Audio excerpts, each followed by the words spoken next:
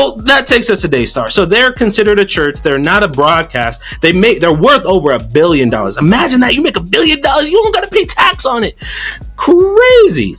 And they're doing all types of stuff. So Joni Lamb, she uses the church card for $100K honeymoon. Can you imagine $100,000 honeymoon? That's nice.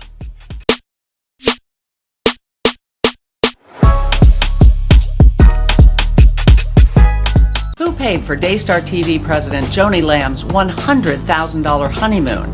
In a video this week, Joni said she did. Not one penny of Daystar's money was used for our honeymoon. We paid for our honeymoon. But expense reports obtained by the Roy's Report indicate otherwise. They show 2 charges for a resort in Los Cabos, Mexico on Joni's company card. One for nearly $37,000 and another for $60,000. And according to former Daystar Vice President Jonathan Lamb, when he objected to Daystar paying for the honeymoon, board member Tom Callender decided Daystar would gift Joni the entire $100,000. Now, more than a year later, when news about the honeymoon is becoming public, Joni Lamb insists that she reimbursed Daystar for the entire amount. But when the Roy's Report reached out to Daystar asking for documentation of that reimbursement, the ministry produced none. For more information, see the article linked in the comments or our bio.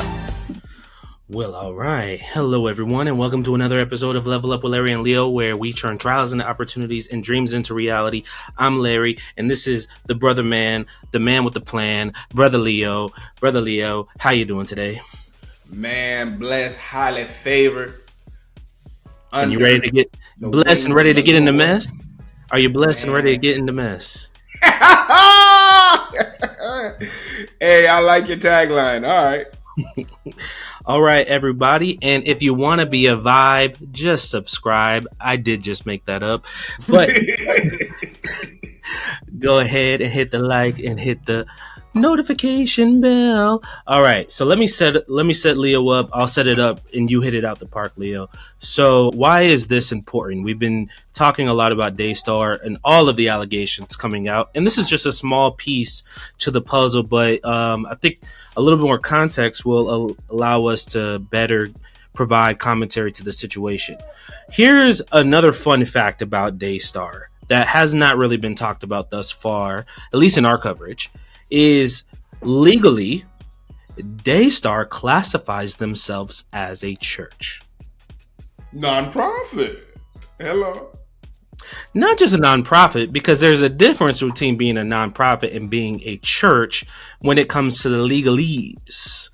And I'll just give you a few benefits that come along. Oops, sorry, my phone just dropped. That come along with being a church. Number one, pastors get a little thing called a housing allowance. Basically, the government allows you to take a certain portion of the money that you made, and it won't be taxable because it would be considered a housing allowance. For instance, let's say a pastor makes $100,000 a year, and he has $50,000 of what's considered housing expense. So that could be rent, that can be repairs, that can be anything that has to do with keeping up or maintaining the home. His taxable income will only be $50,000. It's not going to be the entire $100,000. So what a lot of pastors do in that situation is they basically will give themselves, let's say, $100,000, but they then give themselves also $100,000 in a housing allowance, so they don't have to be that makes their income not taxable. You see what I'm saying? That's only one piece. Another piece, another thing, a benefit that comes along with being classified as a church is whatever building or house that you have, you don't have to pay property taxes for that. There's only 2 entities that do not pay property taxes. That's a school and that's a church. They don't pay property taxes. So let's say you have a $10 million home somewhere, in some place. You could say, "Oh, I don't own that house. The church owns the house. So guess what? All them thousands of dollars you would have had to pay for property taxes, you ain't got to pay. So that's another thing. So this broadcast network, it makes just as much money as, you know, an ABC or whatever else you want to call a broadcasting network.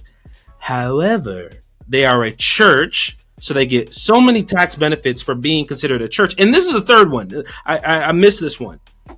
This is the third one, and this is the key differentiator between a regular nonprofit and a church. Churches do not have to report their income to the IRS. They don't have to say how much money they made. They don't have to say they don't have to give a report to the IRS or their members for that, in that case. So they can make as much money. They can put it in the side. They can put it here. They can put it there. They can put it anywhere. And they don't have to report. They don't have to say nothing. So you get housing allowance. You don't have to pay property taxes. And you don't have to report how much money you make.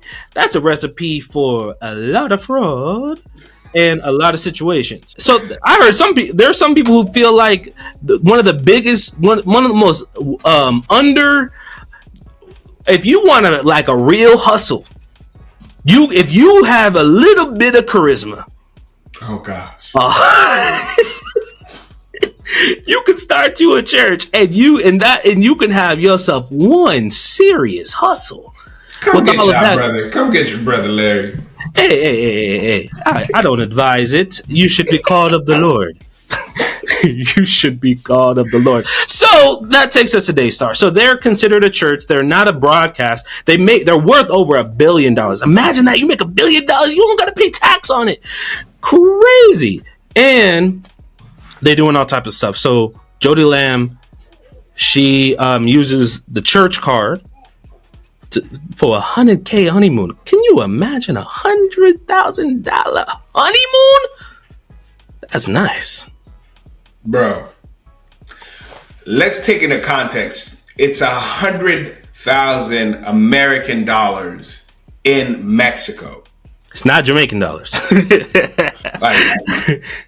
the peso and the amount that you could get with 100K over there versus stateside is very substantial. But what I want to get to, there is a house. You can buy a house for $100,000. Oh, yeah. A raggedy one. But you can buy a decent house in the Midwest for 100K, like a nice little 3-2. You know what I mean? In a small town, Midwest, 80 grand. You set. Like, shoot, you could buy a house for 80,000 in Georgia, Southern Georgia. Mm-hmm. Not Atlanta, but you can get it. So I digress. I tried to calm down before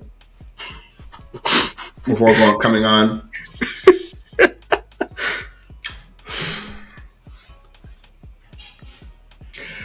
The unmitigated goal. Oh, God. To open your mouth and say, not a penny went towards our honeymoon. And you have the expense reports. You have the paper trail to prove that you are a liar and the truth is not in you. My God. Bro, don't say that. Don't say, you said it with such conviction that now I don't believe nothing you say. Now, if you said, hey, the church did gift us a honeymoon, but we reimbursed the church for that, that's different. Yeah. That's different. But to say not a penny, come on, man. Come on. And you know when people lying, they go to the extreme, right? Not a penny. Bro, okay, yes, the church gifted us 100,000 towards our honeymoon, but when we came back and reimbursed the church. And now they said there was no documentation of reimbursement in the form of cash. Maybe they reimbursed the church in services, right? Rendered for $100,000. I don't know. All right. Even J-Dub not feeling that. J-Dub like, they lying. She lying. Why you always lying? Stop lying. because it's gonna get found out. You got paper trail. You got credit card receipts. You probably wrote it off. But they're not used to people actually checking them. And that is my next question. And I think this is the thing I'm curious about. If you don't know, I work with a lot of different churches, a lot of different denominations, right? And everyone does their business differently. I have worked for a church, for instance, that literally they put in their weekly newsletter how much money they made that week. Transparency, bro. I'm cool with that. They said that's how much, like that, to the penny, not like to the penny. Like they literally say this is how much we make. They'll say what their goal is, etc., etc. Extremely transparent, and they tell us exactly what it is that they're doing. But I've also been a part of ministries, and they're not as transparent. Mm-hmm. Hey, pastor. Even if you ask, you're looked at like a problem. Like if you ask, like, hey, it's like even the assumption that you just want to know where money is going or how money is spent or et cetera, et cetera. It's like you're looked at as, well, why you ask? Why you Bro, your company's worth $1 billion. So that means they are bringing in probably hundreds of millions in a fiscal year, right? Mm-hmm. It's 100,000. In the grand scheme of things, it's not a lot of money in the context that you're talking about. To have said, hey man, yes, the church did bless us with our honeymoon, but we reimbursed the church. Not a penny? That upsets me, bro. That upsets me because it's not that big of a deal. That upsets me because that proves that you are guilty of something bigger. I'm not even sure what would make you have to say that during your interview of whoever that person is. Like I haven't seen that full interview. But even if you're asked, bro, that tells me you're hiding something bigger. If you're willing to lie about that small of a thing, like, yes, they gifted it to me, but when we came back, we reimbursed them the money. I think it could be in a way like you're so used to not being accountable, not being checked, that you a literally room of yes people. But no, even the board, they say the board approved it. They said that's what I'm saying. Yeah. It's a bunch of yes people, and that's how they want it.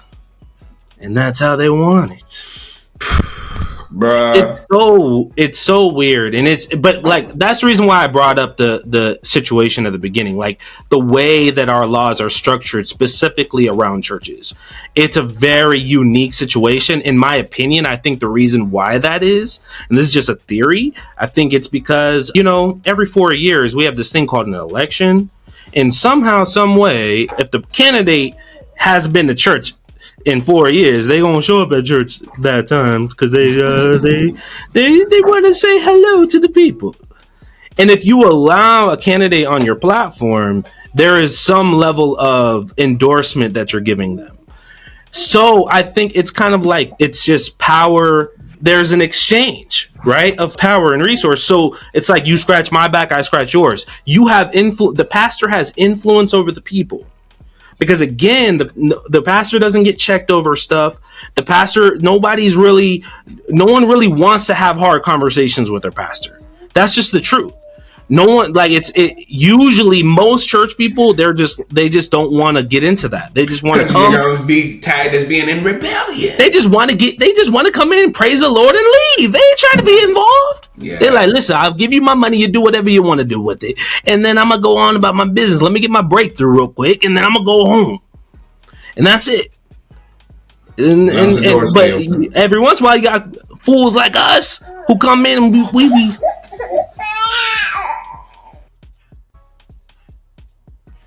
just so curious. Bro, what you doing?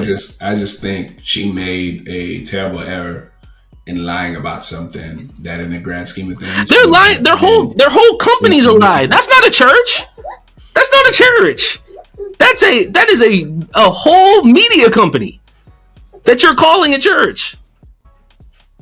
If they're allowed to do it, they're allowed to do it. I'm just saying, if you're gonna do it right. You know what I mean? Like, and be be forthright. Like, yeah, we spent $100K on our vacation. Yeah, it was gifted to us. Yeah, okay. Yeah, I live in a $14 million mansion. Yeah, it's owned by the church, but it's part of our housing. They let us live in it. I don't know that to be fact, but I'm just saying, like, stand 10 toes down. Just be like, yeah, and she is standing 10 toes down. I would much rather you be like so staunch in like, direct and be like 10 toes down. Yeah, this is what it is. And my people behind me are with me. They know what's up. They with me. So if you're coming up against me, you coming up against them. Instead of lying and saying and trying to navigate this thing, you lose all credibility. She wants to have an appearance of, we're so honorable, we're so trustworthy, we're so credible. No, you're not.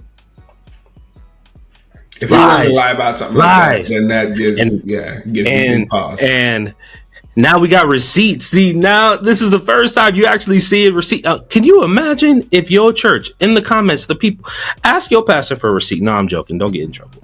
Don't send these people to rile up their churches, man. Pastor, I want to see. I need receipts. That's gonna cause all type of trouble. Yeah, I've been in churches where any tithe paying member could at any time set an appointment to walk in and look at the books, and I've seen tithe paying members come in and look at the books. Like they'll do it. I don't know enough about the church to know whether the books are the books or they got two books. I don't know, but at least I could see, hey. That's something I can trust. We got a little make believe thing going on here. 2 books, crazy. Like, that's crazy. But yeah, stand 10 toes down. Yes, like, bro, don't be that way. Do not be that way. Furthermore, you're so wealthy. Why you come pay it yourself? You're so wealthy. You make so much money. OPM just feels better, bro. Other people's money just feels better to spend. It just. I mean, I'm so serious. I got clients that make great money, bro. That they just don't I've had to counsel and say, hey, pay yourself more so you don't have to try to expense everything in your lifestyle. Because they feel better spending the money from the company's account than from their account. I'm like, bro, you can simply just pay yourself more. It does and have that money to when you look at your account and the money's still there, you just feel better about it. You just feel better. You just feel a little better. Just peek in there. Oh, okay, you still there. And you can still say, hey man, I'm doing okay. You should just say, hey, I'm doing okay. My company has money. You could pull one of the 50 Cent lines. All right, hey people, sound off in the comments. I know y'all have opinions about this. And again, if you want to be a vibe, just subscribe. If you want to be a vibe, just subscribe. And we'll see you next time because there's a lot more coming out of Daystar and a lot of other stuff coming down the pipe. Y'all be blessed and level up. Peace.